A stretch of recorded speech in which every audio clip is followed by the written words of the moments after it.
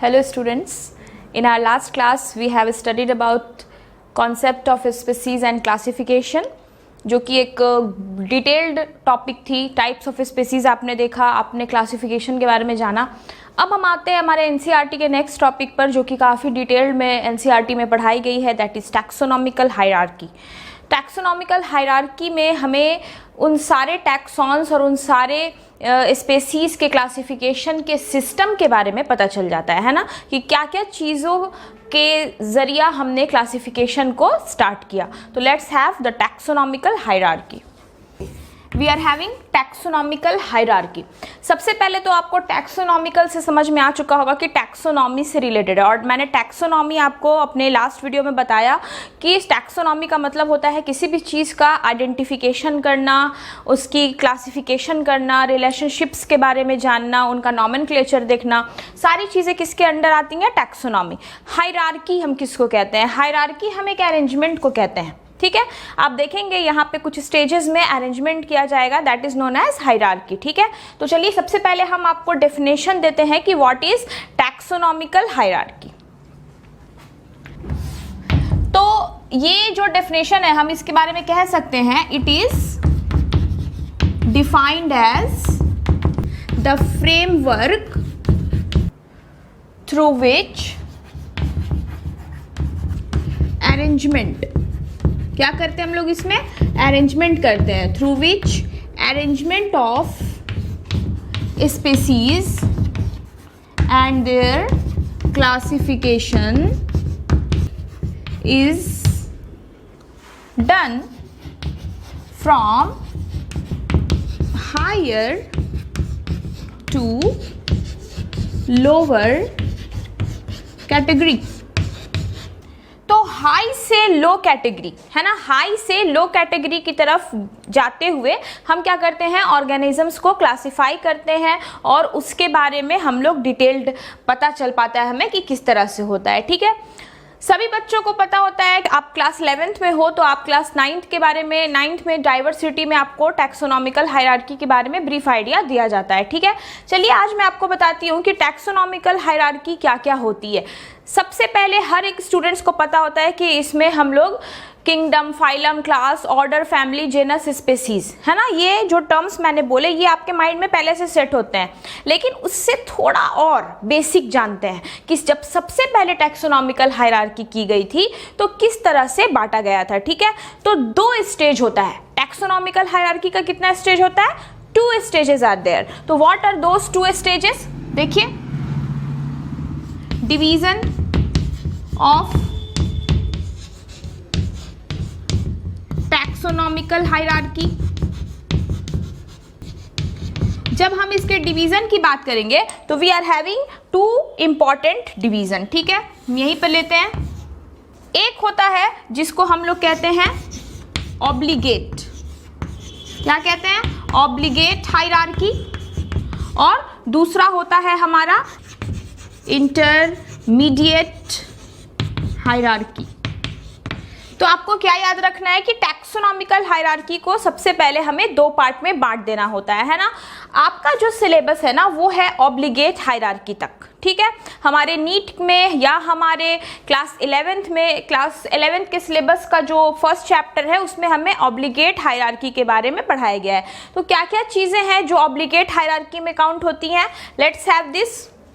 जब हम obligate hierarchy की बात करेंगे, we are having kingdom, phylum और division, class, order, family, genus and species. यहाँ पे मैंने शॉर्ट लिखा है, ठीक है। शॉर्ट में मैंने लेटर्स लिखे हैं क्योंकि अगला हमें इसको पूरा एक्सप्लेन करना है, इसलिए मैं फिर से काउंट कर रही हूँ किंगडम, फाइलम या डिवीजन, ठीक है। जब हम प्लांट की बात करते हैं तो हम वहाँ पर डिवीजन का यूज़ करते हैं, और जब हम एनिमल की बात करते हैं तो हम वहाँ पर फाइलम का यूज़ करते हैं, है ना। उसके बाद क्लास, उसके बाद ऑर्डर, उसके बाद फैमिली, फिर जेनस, फिर स्पेसीज। ये है हमारा ऑब्लिगेट हायरार्की, ठीक है। अब इस ऑब्लिगेट हायरार्की में जब हम बात करेंगे तो मैं आपको बता दूं यहाँ पे जो स्पेसीज है, जो जेनस है और जो फैमिली है, ये जो 3 कैटेगरी है हमारी टैक्सोनॉमी की, इस 3 को देने वाले जो साइंटिस्ट थे ही वाज मिस्टर जॉन रे। जॉन रे ने हमें स्पेसीज, जेनस और फैमिली के बारे में बताया। ये मोस्ट इंपॉर्टेंट हो सकता है आपके नीट स्टूडेंट्स जो हैं उनके लिए, ये काफ़ी इंपॉर्टेंट है, ठीक है। तो यहाँ पे हम इसको राउंड अप करते हैं। तो स्पेसीज, जेनस एंड फैमिली, ठीक है, ये आपको याद रखना है कि it is given by John रे। जॉन रे एक साइंटिस्ट हैं जिन्होंने हमें स्पेसीज, जेनस और फैमिली के बारे में बताया, ठीक है। उसके बाद हम आते हैं हमारे अगले कैटेगरी पर, that is order and class. Order और क्लास जो है ये हमें कैरलस लिनियस ने समझाया था।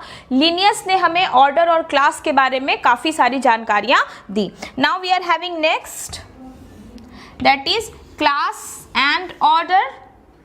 ये हमें किसने दिया? लिनियस।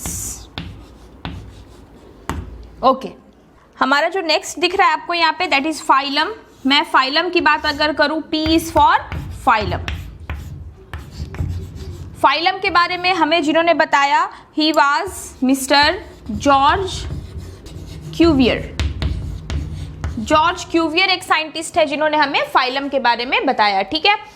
तो आपको मैं यहाँ पर बता दूं कि हमारा ये जो ऑब्लिगेट हायरार्की कह सकते हैं, या आप इसको ऑब्लिगेट कैटेगरी भी कह सकते हैं। क्या कह सकते हैं? Obligate category. तो ऑब्लिगेट कैटेगरी हमारी सिलेबस में है, और ऑब्लिगेट जो कैटेगरी है उसमें क्या क्या आता है? Kingdom, phylum, division. फाइलम और डिवीजन एक ही चीज़ है। जब आप प्लांट को लेकर क्लासिफिकेशन कर रहे हैं तो आप डिवीजन वर्ड यूज करेंगे, और जब आप एनिमल को लेकर क्लासिफिकेशन कर रहे हैं तो आप क्या करेंगे? फाइलम यूज करेंगे। Class, order, family, genus and species. और बहुत इंपॉर्टेंट बात, ये 3 जॉन रे ने पुट ऑन किया। उसके बाद ये लिनियस ने हमें क्लास और ऑर्डर के बारे में बताया, और फाइलम की बात जब होती है तो जॉर्ज क्यूवियर आपको याद रखना है, उन्होंने सबसे पहले डिमॉन्स्ट्रेट किया था कि हम फाइलम भी यूज कर सकते हैं, ठीक है। तो ये है हमारी ऑब्लिगेट हायरार्की जो हमारी सिलेबस है। अब हम आगे आते हैं इंटरमीडिएट हायरार्की या इंटरमीडिएट कैटेगरी ऑफ टैक्सोनॉमी क्या होता है। इसमें हम बात करते हैं सब क्लास की, सब डिवीजन की, सुप्रा क्लास, इंफ्रा क्लास, एक्सेट्रा। यानी कि अगर हम और भी ज़्यादा डिटेल में जाएं और भी ज़्यादा डीपली क्लासिफाई करें, जैसे कि क्लास, ऑर्डर, ये सब तो इसमें आ गया, लेकिन क्लास के अंदर भी अगर सब क्लास की बात हो, ऑर्डर के अंदर सब ऑर्डर की बात हो, तो वहाँ पर जो कैटेगरीज का इस्तेमाल होता है ना, उन्हें हम किस में रखते हैं? इंटरमीडिएट कैटेगरी में या इंटरमीडिएट हायरार्की में रखते हैं, है ना। तो हमारा जो सबसे पहले जो इंपॉर्टेंट चीज़ है वो आप समझ लीजिए कि वो क्या है। डेफिनेशन आपको याद रखना है कि हायरार्की का मतलब होता है एक अरेंजमेंट जिसमें हम क्लासिफिकेशन करते हैं, और क्लासिफिकेशन का तरीका हायर टू लोअर कैटेगरीज की तरफ जाता है, ठीक है। तो उसके बाद ये 2 पार्ट में बांट दिया गया है। ये हमारा जो टैक्सोनॉमिकल हायरार्की है ये कितने टाइप्स का है? बेसिक कितने टाइप्स है? तो 2 टाइप्स है। एक है हमारा ऑब्लिगेट जो हमारा मेन सिलेबस होता है, जो हमें पढ़ना है, और दूसरा है हमारा इंटरमीडिएट, ठीक है। तो दोनों के बारे में मैंने आपको डिटेल बताया। तो let's start with our obligate hierarchy. शुरू करते हैं हम हमारे इन सारे टैक्सोनॉमिकल जो टैक्सॉन्स हैं हमारे, जो हमारी कैटेगरीज हैं, उनको एक एक करके डिटेल में पढ़ना शुरू करते हैं। Now we are going to start with our taxonomical categories, ठीक है। सबसे पहले हम लोग बात करते हैं नंबर 1, दैट इज स्पेसीज के बारे में, ठीक है। स्पेसीज के बारे में काफ़ी सारी डिटेल मैंने आपको लास्ट वीडियो में दे रखी ऑलरेडी कि स्पेसीज कितने तरह के होते हैं और स्पेसीज एग्जैक्टली क्या होते हैं। यहाँ हम बेसिक डेफिनेशन की बात करते हैं, ठीक है। तो देखिए यहाँ पर मैंने आपको जो बताया, पहली लाइन आप बिल्कुल समझ सकते हैं कि ये सबसे लोवेस्ट है ना, यानी कि सबसे नीचे और सबसे छोटा ग्रुप। लेकिन आपको मैं बता दूं कि यहाँ पर वेरिएशन सबसे ज़्यादा है, ठीक है। आप देख सकते हैं कि कितने सारे स्पेसीज है ना। तो स्पेसीज में सबसे ज़्यादा लोगों को छांटना पड़ता है, सबसे ज़्यादा स्पेसीज को हमें अलग अलग करना पड़ता है। और जाहिर सी बात है कि सेक्सुअल रिप्रोडक्शन में तो सबसे ज़्यादा वेरिएशंस होता है। सेक्सुअल रिप्रोडक्शन का रिजल्ट ही होता है कि ऑर्गेनिजम्स एक दूसरे से सिमिलर नहीं होंगे। अगर आपके पास सारी चीज़ें एक जैसी हैं तो फिर आपको अलग अलग बांटने की तो ज़रूरत होगी ही नहीं, आप सारी चीज़ों को एक जगह रख सकते हो ना। लेकिन स्पेसीज एक ऐसा कैटेगरी है जिसमें सबसे ज़्यादा वेरिएशंस पाए जाते हैं और इस वजह से हमें इन्हें काफ़ी अलग अलग क्या करना पड़ता है, बांटना पड़ता है ना, खासकर सेक्सुअली रिप्रोड्यूसिंग ऑर्गेनिजम्स में, क्योंकि जो भी सेक्सुअली रिप्रोड्यूसिंग ऑर्गेनिजम्स हैं उनमें वेरिएशंस देखा जाता है, तो इसीलिए हमें क्या करना होगा, अलग अलग रखना पड़ता है। तो डेफिनेशन देखिए, it is the lowest category of classification, ये वर्गीकरण की सबसे निम्न श्रेणी है, यानी कि सबसे लोवेस्ट कैटेगरी है, which is consistently different among organisms of sexually reproduction system, यानी कि सेक्सुअल रिप्रोडक्शन से जो भी ऑर्गेनिजम्स डेवलप होते हैं उनमें ये लगातार वेरी करती रहती है, लगातार हमें नई नई चीज़ें मिलती रहती है और हमें उन्हें अलग अलग बांटना पड़ता है, क्योंकि लगातार रिप्रोडक्शन हो रहा है और लगातार इंडिविजुअल्स में क्या हो रहे हैं, चेंजेस होते हैं, जिन्हें हमें देखकर अलग अलग स्पेसीज के अकॉर्डिंग उन्हें क्लासिफाई करना पड़ता है। जैसे मैं आपको एक एग्जांपल बताना चाहती हूँ, इंटर स्पेसिफिक क्रॉस, है ना, इंटर स्पेसिफिक क्रॉस की मदद से हम क्या करते हैं ना, हाइब्रिड बनाते हैं। तो इंटर स्पेसिफिक क्रॉस से जो हम हाइब्रिड बनाते हैं, हाइब्रिड स्पेसीज जो बनाते हैं, उनको भी हमें सोच समझकर क्या करना होता है, क्लासिफाई करना होता है। तो जो एक फैमिली के हैं उन्हें एक जगह रखना काफ़ी आसान होता है, लेकिन हमारी डेवलपमेंट हो रही है, हमारा हाइब्रिड टेक्नोलॉजी डेवलप हो रहा है, जिसकी वजह से नई स्पेसीज हम प्रोड्यूस करा पा रहे हैं, हाइब्रिडाइजेशन कराकर, और उसको किस तरह से रखते हैं वो देखते हैं। तो देखिए, सबसे पहले कुछ एग्जांपल्स देखते हैं हम लोग कि क्या क्या एग्जांपल्स हैं हमारे हाइब्रिड का जो हम इंटर स्पेसिफिक स्पेसीज में काउंट करते हैं जिन्हें। तो let's have the example first. We are having hybrid produced by interspecific cross.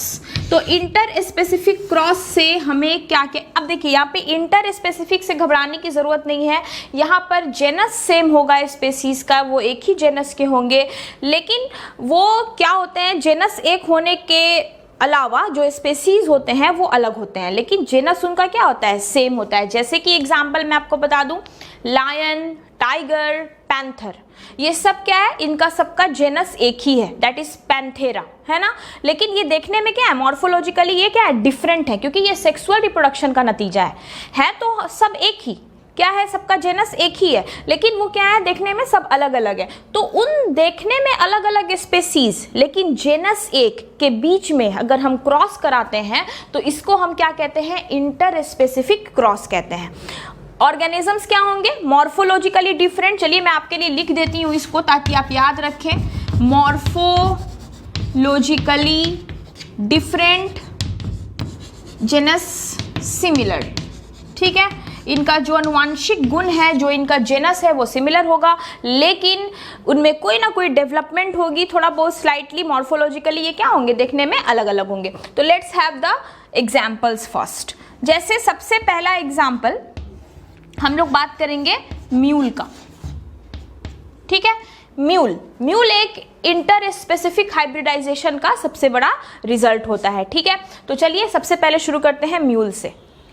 Now we are having some examples. देखिए, तो म्यूल की बात मैंने की, तो म्यूल में female horse cross with male donkey, female horse और मेल डोंकी के बीच में क्रॉस कराकर हमने एक इंटर स्पेसिफिक हाइब्रिडाइज्ड स्पेसीज बनाया, that is mule.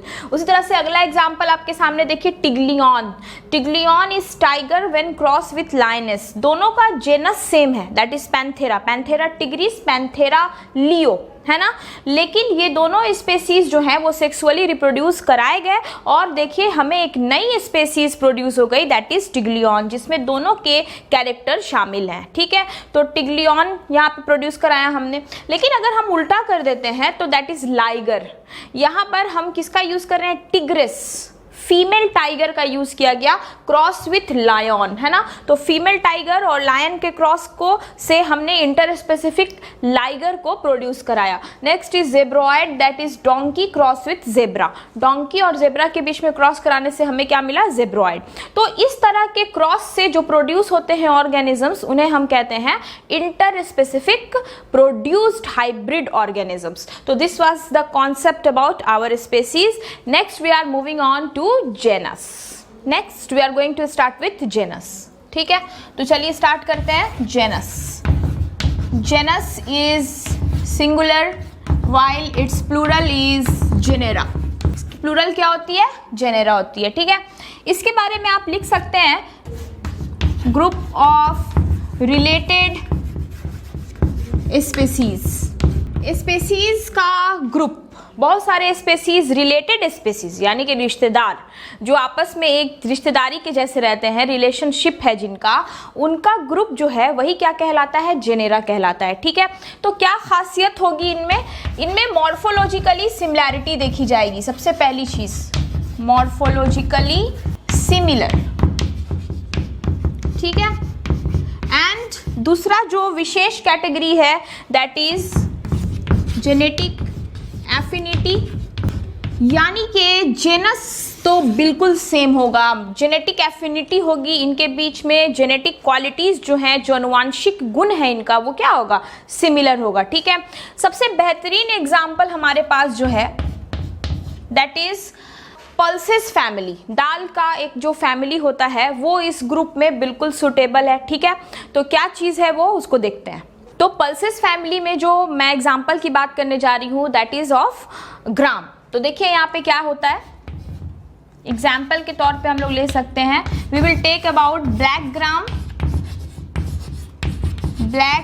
Gram that is urad dal, जिसको उड़द दाल कहा जाता है। और एक हम लेते हैं मूंग दैट इज ग्रीन ग्राम, जिसको मूंग कहा जाता है। मूंग की जो दाल होती है, मूंग जो होता है वो। तो देखिए यहाँ पे ये दोनों जो हैं वो काफ़ी ज़्यादा सिमिलर होते हैं और काफ़ी इनमें जेनेटिक क्वालिटीज़ जो होती है वो सिमिलर होती है। तो ब्लैक ग्राम उड़द दाल और जो हमारा ग्रीन ग्राम है वो, ये दोनों जो होते हैं, सबसे पहले इनका बायोलॉजिकल नेम मैं आपको दे दूं।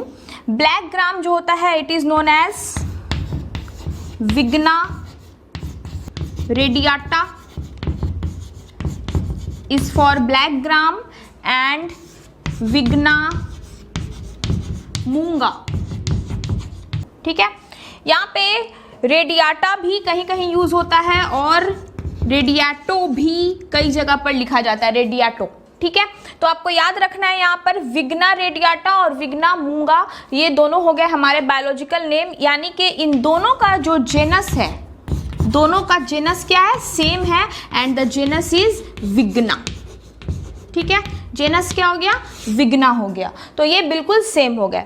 आपको मैं बता दूं कि अभी तक के, मतलब आज तक के काउंट के अकॉर्डिंग सबसे ज़्यादा जो जेनेरा है वो एंजियोस्पर्म्स की है ना।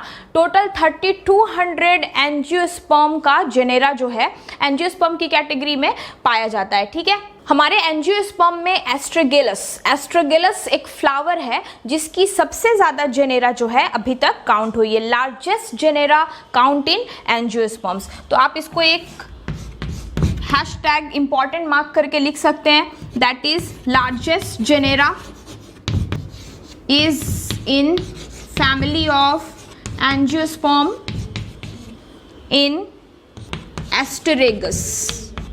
astragalus, a flower, very beautiful yellow color flower it is, astragalus. There are total 3200 species, 3200 species का ग्रुप है हमारे इस जेनेरा का, दैट इज एस्टरेगस, जो एंजियोस्पर्म फैमिली से बिलोंग करता है और ये लार्जेस्ट जेनेरा में काउंट होता है ना। तो यहाँ पर आपको ये बातें याद रखनी है कि जेनस हम किसको कहते हैं। This is most suitable for board as well as your NEET aspirants, ठीक है। Now we are going to talk about other categories of taxonomical classification. Okay, तो हमने देखा हमारा स्पेसीज और genus. Next we are coming on to family. Family is defined as group of closely related genera. जो genera आपस में काफ़ी close होते हैं उन्हीं को हम एक फैमिली में रख देते हैं। मैंने आपके लिए एग्जाम्पल्स चुने हैं, पी, सोयाबीन और बीन्स। ये तीनों जो होते हैं वो काफ़ी रिलेटेड हैं आपस में, and they belongs to legume family, और वो लेग्यूम फैमिली से बिलोंग करते हैं, ठीक है। ये तो हो गई हमारे प्लांट से रिलेटेड, लेकिन एनसीईआरटी में जब आप पढ़ेंगे तो आपको एनिमल किंगडम के अकॉर्डिंग इसको समझाया गया है। देखिए यहाँ पे हमने जेनस पैंथेरा और फेलिस, यानी कि पैंथेरा जेनस जो है और जो फेलिस जेनस है, Felis is a genus of cat, ठीक है। इन दोनों को एक साथ टुगेदर हमने किस में रखा, फैमिली फेलिडा में रखा है ना। तो इनको हमने एक फैमिली दे दिया, कैट और जो हमारे टाइगर, लायंस वगैरह जो एक साथ हैं, जिनकी एक जेनेरा है दैट इज पैंथेरा, तो उन दोनों को मिलाकर हमने एक फैमिली फेलिडा में रखा अकॉर्डिंग टू देयर बिहेवियर। उनका जो एक मतलब सिमिलैरिटी जो है उनकी जेनेरा में, उसके अकॉर्डिंग हमने उन्हें एक फैमिली में रखा। Next we are coming on to order, ठीक है। तो ये ऑर्डर क्या होता है, ये है फैमिलीज, जो रिलेटेड फैमिलीज होती हैं ना, उनको हम एक ऑर्डर में रखते हैं। जैसे हमने बात की आपसे फैमिली फेलिडा की, फेलिडा फैमिली में हमने टाइगर यानी कि पैंथर और पैंथेरा और कैट को एक साथ रखकर फेलिडा बनाया। फेलिडा के साथ हम इस ऑर्डर में शामिल कर देते हैं कैनिडा को, यानी कि फैमिली ऑफ डॉग्स, ठीक है। तो फेलिडा मतलब कि पैंथर और प्लस कैट, और एक तरफ हमने ले लिया कैनिडा दैट इज डॉग। इन सब का बिहेवियर है that they are flesh eaters, मांसाहारी। तो इनको हमने ऑर्डर कार्निवोरा में एक साथ रख दिया, तो that included in order Carnivora, that's it. Next we are coming on to class. Class is group of related species, यानी कि जो हमारे एक ऑर्डर के स्पीसीज हैं वो एक साथ ग्रुप किए गए, तो उन्हें हमने एक ही क्लास में रखा। जैसे कि एंजियोस्पर्म्स का जो होता है फैमिली, तो एंजियोस्पर्म्स की मैं बात करूं तो एंजियोस्पर्म्स जो होते हैं ये दो तरह के होते हैं जो कि आपके सामने है, that is monocots and dicots, ठीक है। ये दोनों को हमने अलग किया। नेक्स्ट है डिवीजन। डिवीजन की बात जब भी आएगी तो आपको याद रखना है कि प्लांट्स का क्लासिफिकेशन हो रहा है, और जब भी फाइलम की बात आएगी तो आपको याद रखना होता है कि एनिमल का क्लासिफिकेशन हो रहा है। तो यहाँ पे हमने फाइलम को चुना है, phylum Chordata. Chordata means chorded group, notochords will be developed. तो ये जो ऑर्गेनिजम्स होते हैं ना, इनके बारे में कंप्लीट जानकारी, कैसे नाम रखा गया कॉर्डेटा, कैसे नाम रखा गया नॉन कॉर्डेटा, ये हम इसी यूनिट के 4th चैप्टर यानी कि एनिमल किंगडम में डिटेल्ड पढ़ेंगे। इसमें हमने पीसेज, एम्फीबिया और रेप्टिलिया की फैमिली को एक साथ रखा है, ठीक है। Next we are coming on to kingdom.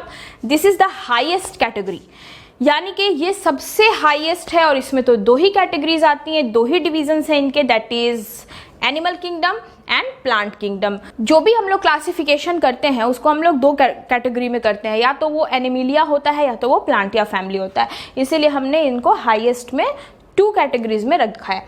यहाँ पर एक चीज़ मैं आपको बता दूं कि हमारा ये जो पूरा सिस्टम है दैट इज टैक्सोनॉमिकल हायरार्की, ये इससे जो एग्जाम्पल पूछे जाते हैं वो एग्जाम्पल आपके एग्जाम्स में मोस्ट प्रोबेबल है।